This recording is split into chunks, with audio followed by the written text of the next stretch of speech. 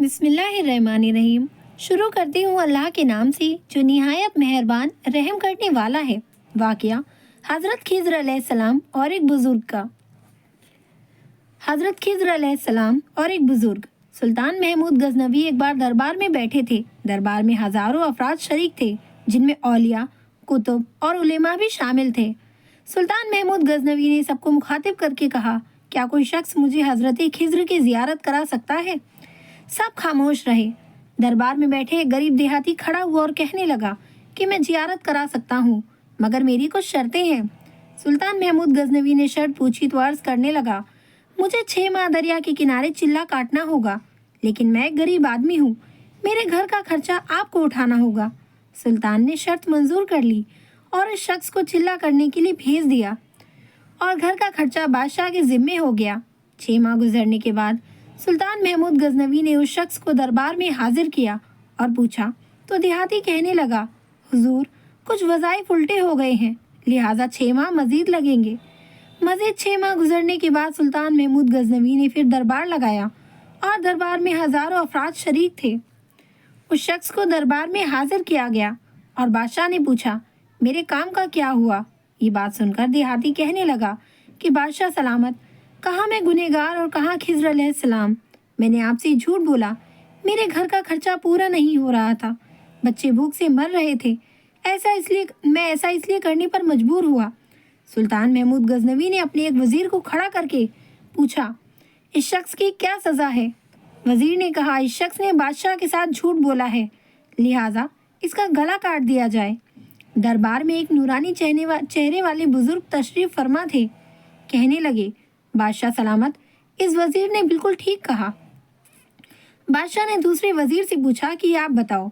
اس نے کہا، اس شخص نے بادشاہ کے ساتھ دھوکہ کیا، اس کا گلا نہ کاٹا جائے بلکہ اسے کتوں کے آگے ڈال دیا جائے تاکہ یہ ذلیل ہو کر مرے، اور اسے مرنے میں کچھ وقت تو لگے۔ دربار میں بیٹھے اسی نورانی چہرے والے بزرگ نے کہا کہ بادشاہ سلامت، یہ وزیر بالکل ٹھیک کہہ رہا ہے۔ سلطان محمود غزنوی نے اپنے پیارے غلام ایاز محمود سے پوچھا، آپ کیا کہتے ہو؟ ایاز نے کہا، بادشاہ سلامت، آپ کی بادشاہی سے 1 سال ایک غریب آدمی کے بچے پلتے رہے، آپ کے خزانے میں کوئی کمی نہیں آئی اور نہ ہی اس کے جھوٹ سے آپ کی شان میں کوئی فرق پڑا۔ اگر میری بات مانو تو اسے معاف کر دو، اگر اسے قتل کر دیا گیا تو اس کے بچے بھوک سے مر جائیں گے۔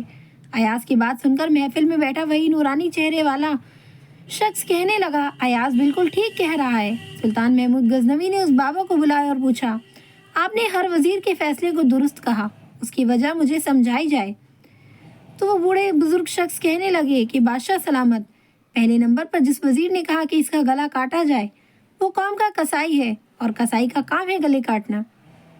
اسے اپنا خاندانی رنگ دکھایا ہے، غلطی اس کی نہیں آپ کی ہے، آپ نے ایک کسائی کو وزیر بنا لیا۔ دوسرا جس نے کہا کہ اسے کتوں کے آگے ڈال دیا جائے، اس وزیر کا باپ بادشاہوں کے کتے نہلایا کرتا تھا، کتوں سے شکار کھیلتا تھا، تو اس نے اپنے خاندان کا تعارف کروایا۔ آپ کی غلطی ہے کہ آپ نے ایسے شخص کو وزارت دی، جہاں ایسے وزیر ہوں گے وہاں لوگوں نے بھوک سے ہی مرنا ہے۔ اور تیسرا، ایاز نے جو فیصلہ کیا تو سلطان محمود سنو، ایاز سید زادہ ہے، سید کی شان ہے کہ سید اپنا سارا خاندان کربلا میں ذبح کرا دیتا ہے مگر بدلہ لینے کا کبھی نہیں سوچتا۔ سلطان محمود غزنوی اپنے تخت سے کھڑے ہو جاتے ہیں اور ایاز کو مخاطب کر کے کہتے ہیں کہ ایاز، تم نے آج تک مجھے کیوں نہیں بتایا کہ تم سید ہو؟ ایاز کہتا ہے، آج تک کسی کو اس بات کا علم نہ آیا کہ ایاز سید ہے، لیکن آج اس بزرگ شخص نے میرا راز کھول دیا، تو آج میں بھی ایک راز کھول دیتا ہوں، سنو۔ اے بادشاہ سلامت اور درباریوں، یہ بابا کوئی اور عام ہستی نہیں بلکہ حضرت خضر علیہ السلام ہے۔ حضرت خضر علیہ السلام کا واقعہ ایک اور اس طریقے سے بیان کیا جاتا ہے کہ وہ کہیں جا رہے تھے اور وہ بوڑھے تھے، ان کے پاس کسی قسم کا ساز و سامان یا پھر رقم نہیں تھی بلکہ خالی ہاتھ تھے۔ راستے میں انہیں ایک فقیر ملا، اس نے حضرت سے کہا، مجھے خدا کے نام پر کچھ دے دو۔ حضرت خضر علیہ السلام نے جواب دیا کہ میرے پاس تو کچھ بھی نہیں ہے۔ اس فقیر نے دوبارہ کہا، مجھے اللہ کے نام پر کچھ دے دو۔ خضر علیہ السلام نے جواب دیا کہ بھائی، میں اسی خدا کا نام لے کر تم سے کہتا ہوں کہ میرے پاس کچھ نہیں ہے، میرے سامنے اتنا عظیم نام نہ لو۔ اس فقیر نے تیسری مرتبہ کہا کہ مجھے اللہ کے نام پر کچھ دے دو، تو तो खिज़र अलैहिस्सलाम ने जवाब दिया कि तूने इतनी बड़ी हस्ती का नाम लिया है मगर मेरे पास कुछ भी नहीं है। तू ऐसा कर, मेरे गले में रस्सी डाल और मुझे बाजार में ले जाकर फरोख्त कर दे और मेरी कीमत अल्लाह के नाम पर ले ले, क्योंकि अल्लाह का नाम सुनने के बाद तुझे खाली हाथ लौटाना मेरे बस की बात नहीं। इस फ़कीर को क्या पता था कि ये अल्लाह के बुजुर्गीदा नबी हैं, ये हज़रत खिज़र अलैहिस्सलाम है। बहरहाल उसने कुछ पूछे बगैर उनके गले में रस्सी डाल दी और बांध कर मंडी में ले गया। वहाँ जाकर यह ऐलान करने लगा कि इस बूढ़े को कौन खरीद कर अपना गुलाम बनाएगा। मंडी के खरीदारों में एक बूढ़ा बंदा था। उसने सोचा, ये बूढ़ा काम करने के काबिल नहीं, अगर किसी और ने इसे खरीदा तो इसे खूब काम लेने की कोशिश में इस पर जुल्म करेगा, लिहाजा इसे मैं ही खरीद लेता हूँ। चुनांचे वो बंदा आगे बढ़ा और उसने हज़रत खिज़र अलैहिस्सलाम को खरीद लिया और अपने घर ले आया। उन्होंने आका से पूछा कि जनाब कोई काम बताइए ताकि मैं उसे कर दूँ। उसने कहा कि आराम करो, कोई काम नहीं। बहुत इसरार पर उसने कहा कि इस कोने में जो पत्थर पड़े हैं उन्हें उठाकर हवेली के दूसरे कोने में डाल दो। आका ने समझा कि गुलाम तो बूढ़ा है, एक दो पत्थर उठाने के बाद थक जाएगा, आराम करेगा और यूं कई दिन इसको इसी काम में लग जाएंगे। लेकिन हुआ क्या और कैसे हुआ, अल्लाह ही जानता है। कुछ देर बाद जब आका वापस आया तो सारे पत्थर हवेली के दूसरे कोने में पड़े थे। वो हैरान हो गया कि इस बूढ़े ने कई दिनों के काम को, कई जवानों के काम को अकेले चंद घंटों में कैसे कर लिया। उसने हैरान होकर पूछा कि तुम क्या चीज़ हो और तुम कौन हो। उन्होंने जवाब दिया कि जनाब आपका गुलाम हूँ। काफ़ी दिनों के बाद बूढ़े आका ने कहा, ये दीवार बहुत पुरानी और बोसीदा हो चुकी है, इसको गिरा कर नई दीवार बना दो। ये कहकर वो आका एक कोने में छिपकर बैठ गया ताकि देख सके कि ये बूढ़ा कैसे काम करता है।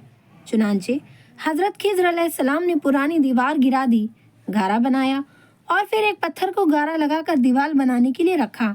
यूं पत्थरों को इशारा किया तो पत्थर तरतीब से दीवार पर लगना शुरू हो गए और आनन फानन दीवार खड़ी हो गई। सुभान अल्लाह। बूढ़ा मालिक दौड़ कर आया।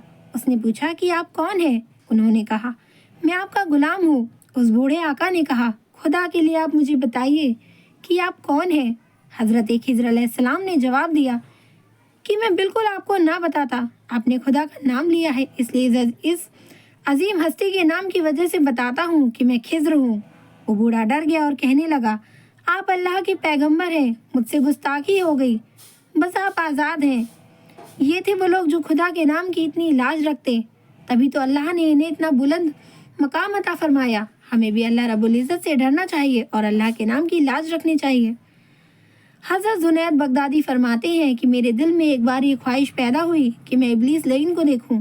फिर हज़रत जुनैद बगदादी फरमाते हैं कि एक रोज़ मैं मस्जिद के दरवाजे पर खड़ा था कि एक बूढ़ा शख्स आया जो दूर से ही मेरी तरफ देख रहा था, और जब मैंने उसको देखा तो अपने दिल में वहशत का असर महसूस किया। जब वो मेरे नज़दीक आ गया तो मैंने पूछा कि ए बूढ़े, तू कौन है कि मेरी नज़र वहशत के असर से तुझे देखने की ताब नहीं लाती और तेरी नहुसत की हैबत को मेरा दिल बर्दाश्त नहीं कर पा रहा। तो बूढ़ा शख्स कहने लगा कि मैं वही हूँ कि जिसको देखने की तेरे दिल में ख्वाहिश थी। हज़रत जुनैद बगदादी फरमाते हैं कि उसका जवाब सुनकर मैंने उससे पूछा कि वो कौन सी चीज़ थी कि जिसने तुझे सैयदना आदम अलैहिस्सलाम को सजदा करने से बाज रखा। वो बूढ़ा कहने लगा कि ए जुनैद, तुम्हारा ये ख्याल है कि मैं गैर खुदा को सजदा कर लेता? हज़रत जुनैद बगदादी उसके जवाब पर हैरान हुए और दिल में उसका कलाम असर करने को था कि आपके दिल में हैलाम हुआ कि ए जुनैद, इससे कह दो कि तुम झूठ बोलते हो।